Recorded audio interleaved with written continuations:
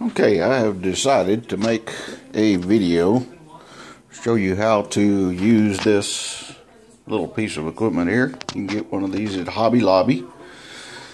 This is how I make lanyards for our Texoma Emmaus community, and tell you a little bit about how this has evolved and things that I've learned. Originally I bought one of these and modified it because the yarn is not actually the type that's supposed to be used in this little knitter. It works great with yarn that's designed for it, or for yarn that it was designed for, I should say. This, I had to modify the first one, trimming that little purple tube that you see the yarn going into down just a little bit to make it work with a single clip weight on the end of the yarn, pulling it down. Now that worked great for a while, and I was not using this little handle. I had modified a little piece of plastic to chuck in my drill motor and run the thing with a cordless drill so I could really crank them out. Problem is, plastic gears and tracks and so forth in here weren't made to stand up to that kind of abuse. So after I broke about 6 of them, I decided to go back to the hand crank, and you can see I have mine pinned in place because the handles are removable and it tends to pop out as you're turning the crank trying to create these lanyards. So, like I said, I made a pin for mine to hold it in place. The other thing is, now this one is just as bought from Hobby Lobby, although you can tell it's been used quite a few times, but it's standing up. The only issue is you can use one straight out of the package, but I wound up having to weight it down with 3 clips in order to make it work properly, which you'll see when I start creating a lanyard. And also it comes with little plastic hooks in the kit, and it works fine. Just appears to be a little fragile, so I went and bought a metal one, and even I can't destroy that one. So there's my setup. I mounted the thing in a piece of wood to hold it in place so that I can just hold the piece of wood steady and crank the handle while I'm making the lanyard. And you see my tape measure here, so that when the lanyard is through, I can lay it up on the tape measure and trim it to length. This little stereo stand that I used to set the thing on is, as you can see, 45.5 inches tall, and that works out great for just getting the lanyard started, cranking it until the clip hits the floor, and then I'm pretty close to about the right length. So the rest of it is, you can see, I'd use a flashlight as a turning point. There's a yarn is coming from across the room. I pull a bunch off of the skein and lay it in the floor because you don't want any tension on this coming into the knitter. And of course it explains that in the booklet. Okay, there's the yarn coming across, and just keep what's left of this skein in a little plastic tub so I can lay the yarn and just unroll what I need. But you would think that that's easy enough I could just let it unroll as I'm knitting, but that does not work. That's, believe it or not, too much tension on the yarn going into the machine. So I'll pause the video here and get ready to show you how this whole process gets started. Okay, at this point, you see I'm just finished making a lanyard, measuring, trimming, and finishing it off. There's quite a bit hanging out down here on the bottom, so I'll just put one clip down here near the end and pull the yarn up through here to the clips on just about the bottom of the board. And one thing you want to make sure before you start is, you can see these little flip up levers in here. You need to make sure that all of those are down before you get started. And when you start, you let the first hook grab, skip the second hook, let the third hook grab, skip the fourth hook, and then put the yarn in the notch. And at this point you do need to hold a little tension on it because it can just free fall out the bottom with that weight on it. Now, I don't know if you saw or not, but this little loop right here just dropped down under that little flip up arm, and that's where you want it to be. And you have to make sure when you're getting started that that happens. You see how this one is raised up a little bit, so push it down. Make sure it's under that flip up. Then we can get started slowly, and each time one of those loops comes around, make sure it's dropping under that arm till we get going. Again, that one, you can actually hear it drop past once it gets a little bit more weight on it. Okay, so far so good.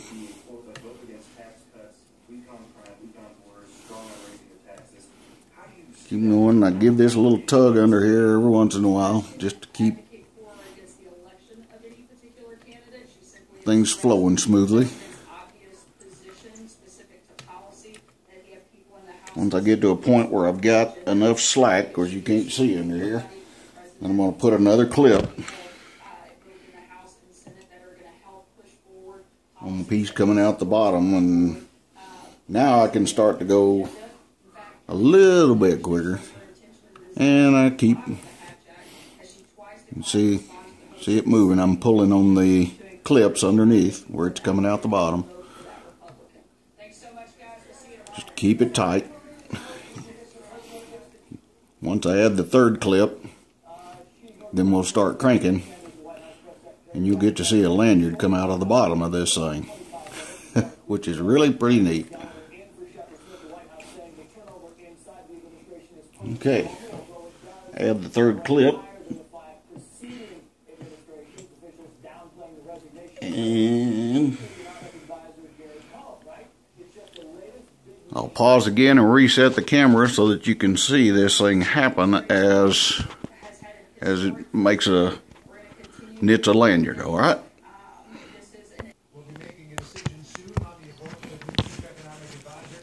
Okay, get the camera set up here where it'll stay put.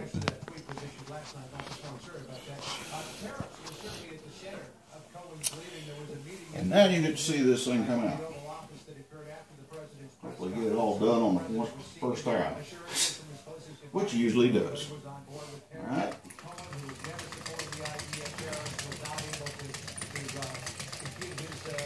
And this is all there is to it.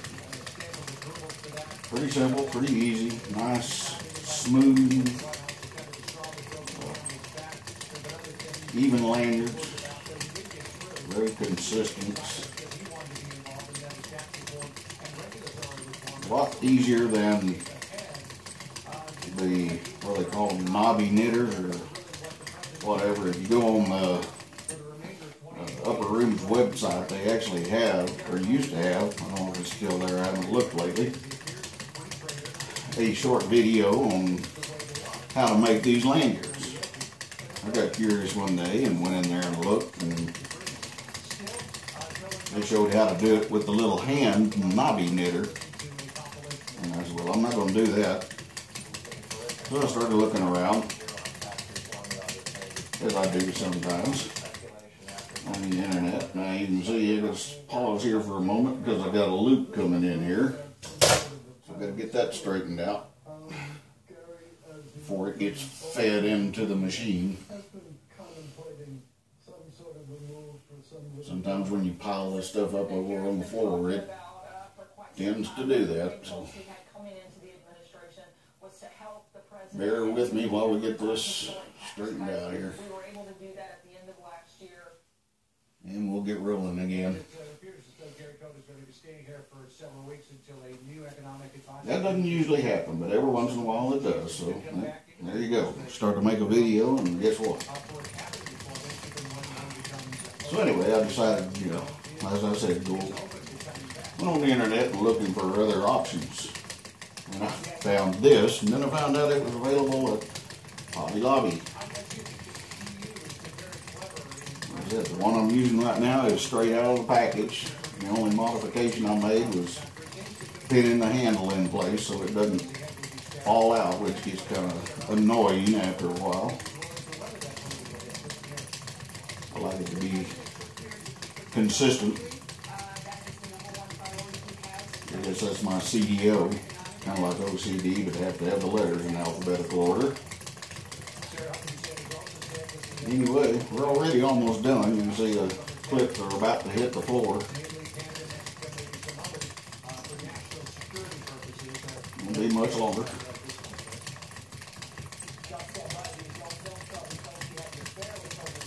Without having to do this for video and instruction and all, I can make one, yeah, conservatively in 3 to 4 minutes. From start to finish, well, except for closing it out, which I'll show you later. That's it. Now all you do at this point is take the thread that's coming into the top of the knitter, get it around over here on this side so the hooks can't grab it, and turn the hooks and it'll fall out the bottom.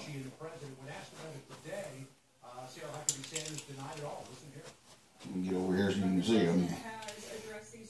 Clean it up, take the clips off,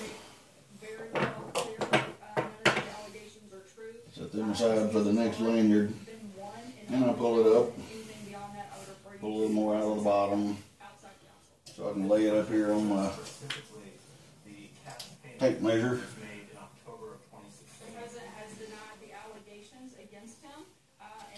I've been making mine 32 and a half. Let me grab the camera and bring it over here and show you. Okay.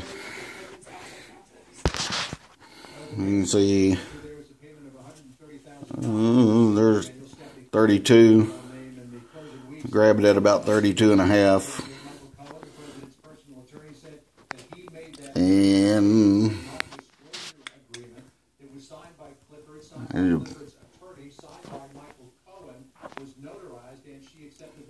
pull the yarn back to about the middle of the green. Right there. At that point, you trim a little off the end, about 6 inches or so. Then we're ready to close it out. And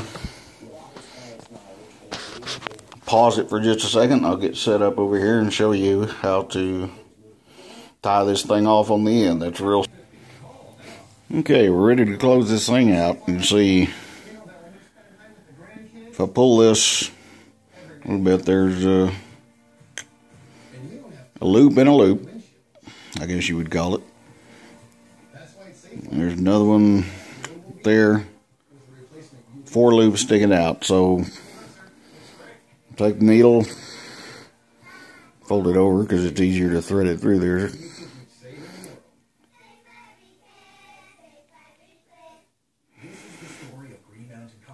Right.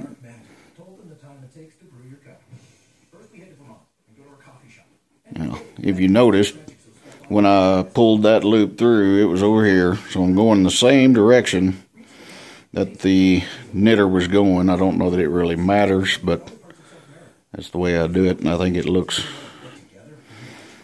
probably looks a little neater, and you may not be able to tell. I think the most important thing is just that you hit all 4 loops so that they are tied off.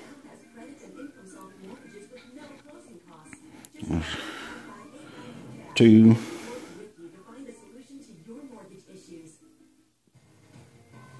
3. So get in here a little closer. The last one's usually the tightest. You can see through there, and at that point, all you do is pull it tight. There you go. 1 lanyard. That's it.